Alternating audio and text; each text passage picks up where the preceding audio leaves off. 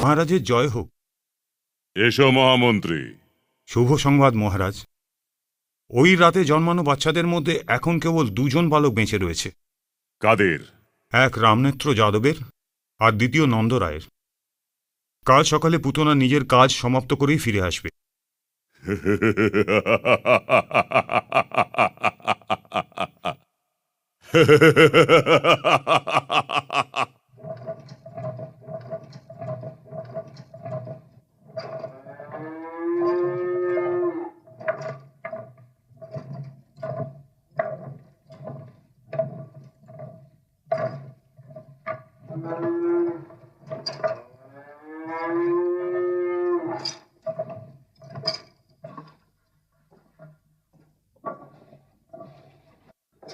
আরে যশোদা রানী,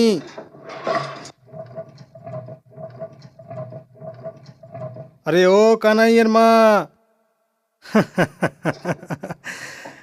কানাইয়ের মাতা রানী। একটু আস্তে কথা বল, আমার বাচ্চার ঘুম খুবই কাঁচা। কেউ কথা বললে ওর বদের মতো চোখ দুটো খুলে যায়। সত্যি বলো তো, এরকম বাচ্চা কোথাও দেখেছো? বলো, আছে কোথাও? দেখেছো কোথাও?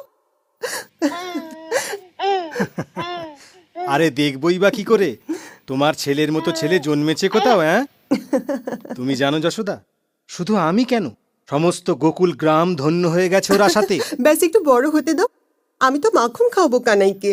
আরে এভাবে মাখন কানাইকে খাওয়াতে থাকলে তবে রাজভবনে কি পাঠাবো?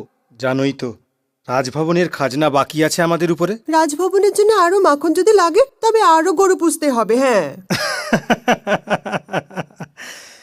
মায়ের ভালোবাসা রাজ্যের নিয়ম কি করে বুঝবে?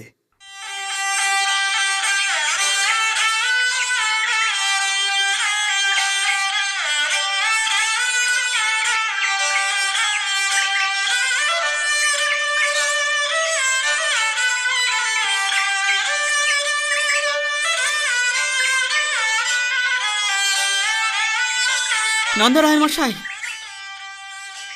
নন্দরায় মশাই, নন্দরায় মশাই, দৌড়াচ্ছ কেন? রামনেত্রের ছেলে মারা গেছে। আরে নন্দরায় মশাই,